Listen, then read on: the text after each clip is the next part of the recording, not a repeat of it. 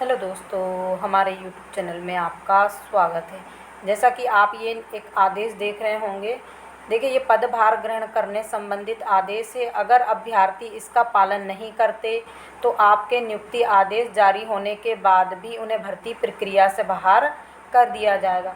ये 6-7 तारीख को, यानी 6 और 7वां महीना 2026 को ये आदेश जारी किया गया है। अब यहाँ पर देखिए, ये आदेश आपको फॉलो करना बहुत ज़रूरी रहेगा।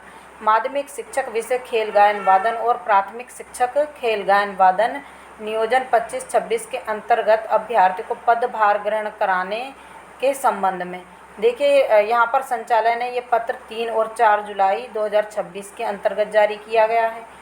विषय अंतर्गत माध्यमिक शिक्षक विषय खेल गायन वादन और प्राथमिक शिक्षक खेल गायन नृत्य नियोजन 25-26 अंतर्गत नियुक्ति आदेश जारी कर अभ्यर्थियों को 7/7/2026 से 15/7/2026 तक पदभार ग्रहण करने के निर्देश दिए गए हैं। तो मान लीजिए कोई अभ्यर्थी 15 तारीख तक पदभार ग्रहण नहीं करता है तो वो स्वतः ही भर्ती प्रक्रिया से बाहर कर दिया जाएगा। अब यहाँ पर देखिए, पहला निर्देश क्या है। सभी नियुक्ति अभ्यर्थी प्राथमिक जिला शिक्षा अधिकारी या विकास खंड शिक्षा अधिकारी यानी प्राथमिक शिक्षक की स्थिति में कार्यालय में उपस्थित होकर नियुक्ति आदेश में उल्लेखित अभिलेखों का मिलान और सत्यापन करवाकर आवश्यक छायाप्रति एवं वांछित शपथ पत्र प्रस्तुत करें। तो देखिए, यहाँ पर अगर जितने भी डॉक्यूमेंट्स हैं, हमने पहले ही बोला था, उनकी छायाप्रति अपने मूल दस्तावेजों के साथ आपको क्या करना होगा, जो विकासखंड अधिकारी हैं या जिला अधिकारी हैं उनके समक्ष प्रस्तुत कराकर और उनको मिलान करवाना होगा।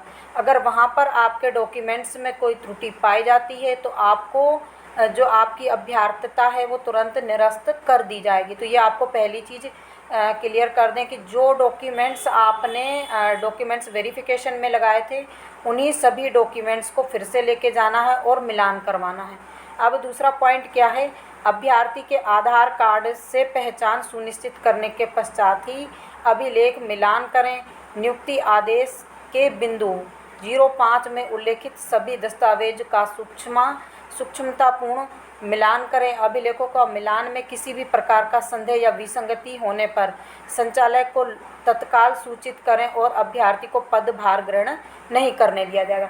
देखिए, अगर आपके आधार कार्ड में कोई त्रुटि पाई जाती है या आपके डॉक्यूमेंट्स में हल्की भी, यानी यहाँ पर लिखा है ना सूक्ष्मता से, यानी एक एक चीज़ बिल्कुल क्लियर की जाएगी। अगर एक भी चीज़ में कोई भी त्रुटि पाई जाती है तो वहाँ पर तुरंत ही आपको पदभार ग्रहण करने से रोक दिया जाएगा। वहाँ पर फिर आप पदभार ग्रहण नहीं कर सकेंगे। तो यानी जितने भी डॉक्यूमेंट्स आपने डॉक्यूमेंट्स वेरिफिकेशन के समय में लगाए थे और जो चीज़ें जिस प्रकार थी वो उसी प्रकार से आपको लेके जाना है और वहाँ पर बिल्कुल बारीकी से जांच होगी, क्योंकि अब आपको नियुक्ति दी जा रही है तो वहाँ पर बहुत समय भी लगेगा। खा पी के जाइएगा थोड़ा। और दूसरी बात, वहाँ पर आपके एक एक बिंदु से मिलान किया जाएगा। अगर उन बिंदु मिलान में कोई भी डिफेक्ट या कुछ भी चीज़ें अलग हो जाती हैं तो आपको वो ज्वाइनिंग नहीं दी जाएगी। तीसरा पॉइंट है, केवल मान्यता प्राप्त संस्थानों की अंक सूची और प्रमाण पत्र ही मान्य होंगे। तो यहाँ पर देखिए, जितने भी अभ्यर्थियों के पास जो भी डॉक्यूमेंट्स हैं वो बिल्कुल लीगल होना चाहिए। यानी कि आपके अगर जाति प्रमाण पत्र है तो वो आपका एसडीएम जो आपके होते हैं उनका ही वैलिड होगा, यानी आजकल वो डिजिटल चलते हैं, वो ही मान्य होगा। और अंक सूचियाँ भी आपकी किसी मान्यता प्राप्त संस्थान से होना चाहिए। ऐसा नहीं है कि हर कहीं से होना चाहिए, वो भी आपकी नहीं मानी जाएगी। माध्यमिक शिक्षक गायन वादन, प्राथमिक शिक्षक गायन वादन और प्राथमिक शिक्षक नृत्य पद हेतु प्रयाग संगीत समिति इलाहाबाद और प्राचीन कला केंद्र चंडीगढ़ एवं अखिल भारतीय गंधर्व महाविद्यालय मुंबई को यूजीसी से मान्यता प्राप्त नहीं होने से इन संस्थान की अंक सूचियों को मान्य नहीं किया जाएगा। तो ये अभ्यर्थी पूरे ही भर्ती प्रक्रिया से बाहर होंगे। किंतु ऐसे अभ्यर्थी जिन्होंने गैर मान्यता प्राप्त संस्थान से संगीत से संबंधित कोई परीक्षा या डिप्लोमा उत्तीर्ण किया है तथा जिसके पश्चात यूजीसी से मान्यता प्राप्त संस्थान से संगीत विषय में स्नातक या स्नातकोत्तर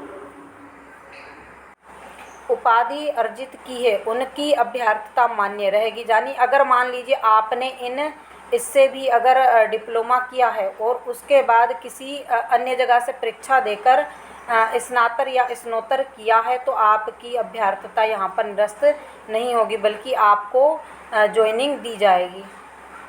अब चौथा आपका महत्वपूर्ण पॉइंट रहेगा दस्तावेज सत्यापन हेतु जिला स्तरीय या विकासखंड स्तर प्राथमिक शिक्षकों के लिए। यानी प्राथमिक शिक्षक कहाँ पर जाएंगे? विकासखंड पर। और जो माध्यमिक शिक्षक होंगे वो कहाँ पर जाएंगे? जिला स्तर पर 3 प्राचार्यों की समिति बनाकर 11 बजे से ऑफलाइन और वीडियो कॉन्फ्रेंसिंग के माध्यम से समिति का उन्मूलीकरण करें और उन्हें दस्तावेज सत्यापन के संबंध में समुचित निर्देश पालन करें। यदि प्राथमिक शिक्षक जिला स्तर पर उपस्थित होते हैं तो उनके दस्तावेजों का सत्यापन जिला शिक्षा कार्यालय द्वारा किया जाएगा। उपरोक्त दस्तावेज सत्यापन से संतुष्टि होने के बाद ही अभ्यर्थी को शाला में पदभार ग्रहण करवाया जाएगा। शाला में पदभार ग्रहण करने की तिथि में ही उपस्थिति मान्य होगी लोक शिक्षण संचालय। तो यानी यहाँ पर स्पष्ट कर दिया है कि किन अभ्यर्थियों को अभी ज्वाइनिंग दी जाएगी। अगर मान लीजिए आप लोगों को ज्वाइनिंग लेना है तो अपने दस्तावेज बिल्कुल घर बैठकर पहले चेक कर लीजिए, नहीं तो वहाँ पर जो आपकी मेन है वहाँ से आप लोगों को फिर पदभार ग्रहण नहीं करवाया जाएगा।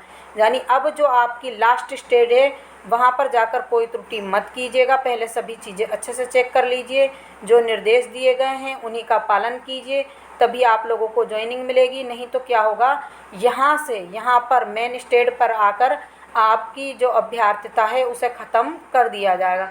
तो इसी प्रकार की जानकारी के लिए हमारे साथ जुड़े रहिए। जो लोग हमारे चैनल पर पहली बार विजिट कर रहे हैं प्लीज़ चैनल को भी सब्सक्राइब कर लीजिए, वीडियो को अधिक से अधिक लाइक कीजिए, शेयर कीजिए, ताकि सभी अभ्यर्थियों तक जानकारी पहुँच